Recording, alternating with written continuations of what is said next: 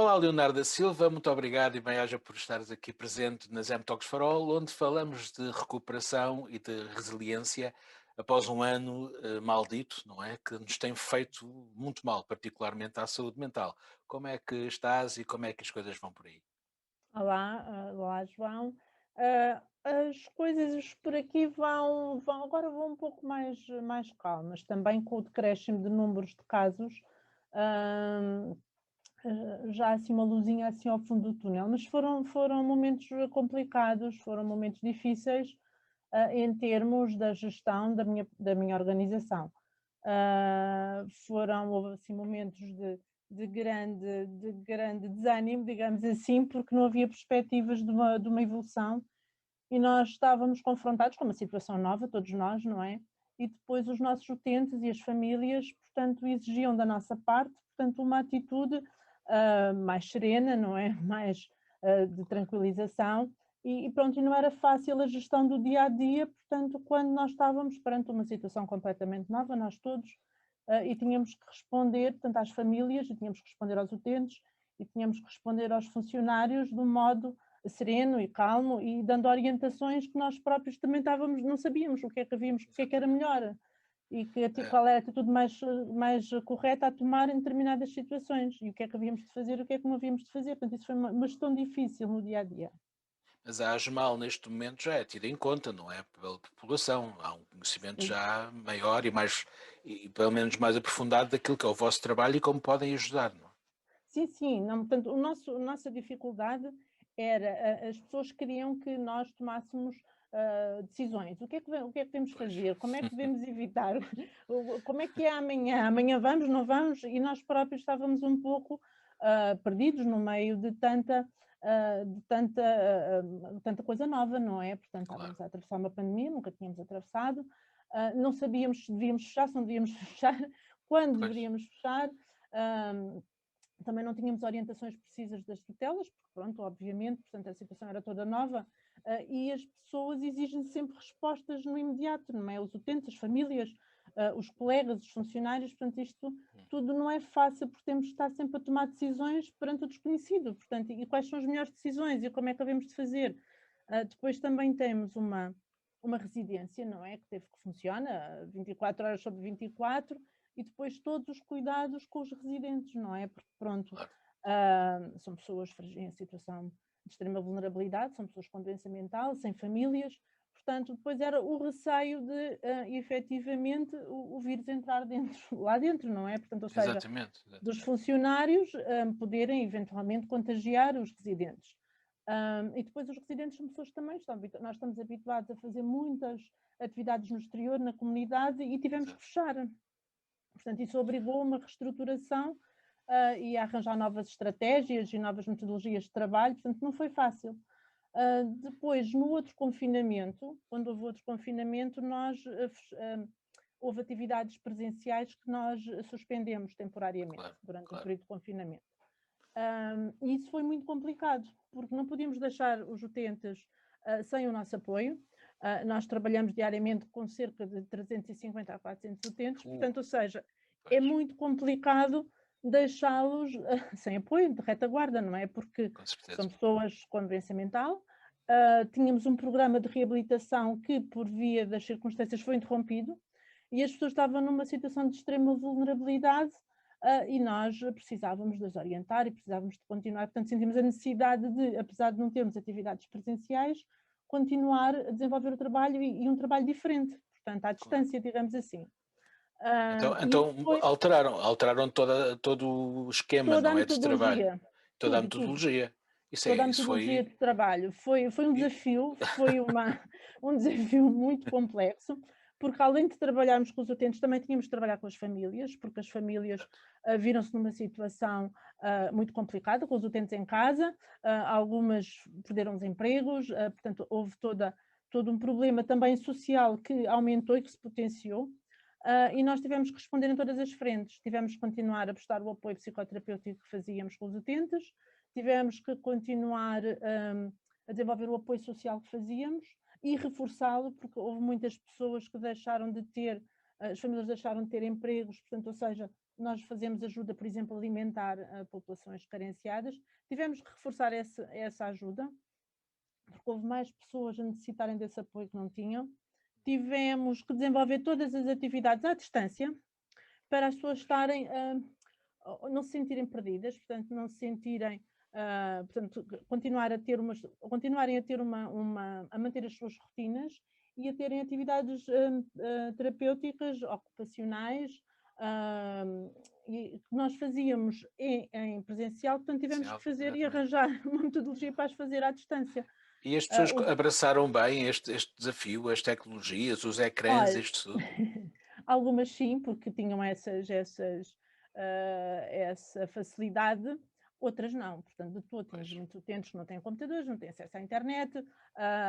Outros sim, outros até foi interessante, porque aqui descobrimos algumas potencialidades, desenvolvemos algumas competências, não só nos técnicos, mas também nos utentes, porque os técnicos também tiveram que começar de um momento para o outro. E aprender, não é? A aprender a usar as plataformas, criou-se grupos nas redes sociais, grupos restritos, com atividades para alguns utentes, aqueles que conseguiam aceder. Os outros tivemos que fazer uma abordagem diferente. Aqui tivemos que ensaiar várias estratégias de acordo com as necessidades que nós íamos identificando. Outros tivemos que levar atividades a casa, portanto, levar materiais para eles irem desenvolvendo atividades sozinhos em casa, enquanto estavam em casa. Outros, através das plataformas e de gravações que se fazia nas redes sociais, eles conseguiam aceder àqueles grupos restritos. Outros conseguíamos mesmo em tempo real, portanto, desenvolver algumas atividades. Portanto, houve aqui um misto de tudo, mas depois não queríamos deixar ninguém de parte. Exatamente. Outros tínhamos que telefonar, ir fazendo o acompanhamento pelo telefone, e depois os técnicos iam lá a casa. Houve também necessidade também de continuar a apoiar a nível da medicação, de preparação das terapêuticas, de administração de medicações, portanto, e aí havia uma equipa que também acompanhava na retaguardia, fez algumas visitas domiciliárias. Ou seja, sim. Isto é uma verdadeira carga de trabalho, portanto, vocês que quadruplicaram o trabalho que tinham diário, não é? Foi. Para extravasar para... Teve que ser, mas teve mesmo que ser, porque, pronto, porque senão corríamos o risco de todo o trabalho reabilitativo que tínhamos feito até então ir todo por água abaixo. E também, portanto, depois haver situações de descompensação clínica que nós queríamos evitar, porque, pronto, são os utentes que nós acompanhamos no dia-a-dia. Leonardo, achas que esta mudança, portanto, estas alterações e estas novas valências vão continuar no futuro? Porque, ao fim e ao cabo, para muita gente resultam, não é? E até facilitam o tratamento. Exatamente. Eu acho que sim, que aqui há coisas que nós aprendemos, portanto, nem tudo foi mau em termos do ensaio que nós fomos fazendo, de metodologias e de estratégias que fomos adotando. Algumas eu penso que podem ser usadas no futuro, sim. E nós, neste momento, no segundo confinamento, nós estamos a ter uma experiência diferente, porque é assim, enquanto no primeiro nós só mantivemos atividade presencial mesmo na parte da residência, pronto, que funciona 24 horas, e também tem um centro de atividades ocupacionais a funcionar, um fórum socioocupacional a funcionar nessa residência, e aí mantivemos, portanto, a atividade presencial diária. Neste segundo confinamento, nós já mantivemos as outras respostas que tinham encerrado na primeira, não é? Nomeadamente os fóruns socioocupacionais, continuaram a funcionar. Portanto, nós temos fóruns socioocupacionais para adultos, portanto, pessoas com doença mental, que estão a funcionar neste momento, e temos uma unidade socioocupacional para adolescentes que também está a funcionar. Está a funcionar em modos um pouco diferentes do que era antes da pandemia. Porque, quantos profissionais trabalham na ASMAL? É preciso muita gente para tudo isto. Trabalham, nós não somos muitos, nós precisávamos ter muito mais. Ainda por cima somos equipas pequenas. Nós temos cerca de 50 profissionais a tempo inteiro. Mas a residência, por exemplo, ocupa muita gente, porque como tem que trabalhar por turnos, não é? Portanto, a residência funciona 24 horas sobre 24 horas, só a residência ocupa, portanto, tem muitos destes profissionais que estão afetos à residência. Depois todos as outras valências somos equipas pequeninas, o que fez com que as pessoas ficassem com um pico de trabalho imenso. Por um lado Exato, também exato. foi bom, porque Pois, porque se esqueceram, não é? exatamente, esqueceram-se das questões que Deste pronto, monotema e destes números exa absurdos ora, diários que exatamente, nos entram pelos olhos, não é? exatamente, Olha, exatamente. fico muito, muito feliz porque realmente o trabalho não falta, tem sido extraordinário, não é? Porque já tinha ouvido realmente, já me tinham contado que o vosso trabalho é extraordinário, mas não sabia até que ponto é que tinham conseguido dar a volta neste período conturbado e em que fechou tudo, não é? Para todos, Sim, sim, fechou quase sim. tudo, e vocês não podem fechar, são Nós daquelas não, áreas. sim, não podemos fechar e neste momento mesmo as atividades ocupacionais continuam abertas em moldes um pouco diferentes, portanto não estamos a receber todos os utentes todos os dias, portanto vêm menos, portanto em vez de virem todos os que vinham anteriormente, dividimos em grupos e esses, portanto para se houver um surto a gente conseguir isolar mais Isolar, facilmente. exatamente. Claro. Sim, e os outros, mas aqui temos um trabalho ainda a duplicar ou a triplicar, porque é assim, os que não vão nesse dia, eles continuam a ter atividades, portanto nós planificamos atividades e mandamos atividades para casa, portanto eles só reparem nos dias que não podem, que não vão aos centros, para continuarem a desenvolver as atividades, para não perder, para não haver aquela quebra de rotina, das rotinas que são extremamente importantes, e também para continuarem o seu programa reabilitativo, porque cada um deles tem um programa específico de reabilitação e nós não quisemos perder a continuidade desse trabalho de reabilitação que tem sido feito. Então, ou seja, eles levam para casa aos trabalhos, os técnicos têm que preparar ainda mais, não só para os que estão naquele dia em centro, mas depois para aqueles que levam coisas para casa. Não, é uma multiplicação. Sim, mas é interessante. Nós também estamos habituados a trabalhar sempre, vamos sempre pensar em metodologias e experimentando coisas novas. Agora foi um desafio muito maior, porque pronto, a situação era totalmente diferente, não é? E tivemos que pronto, criar condições que nós nunca tínhamos imaginado, não é? Pronto. E tivemos que... Este futuro passo, não é?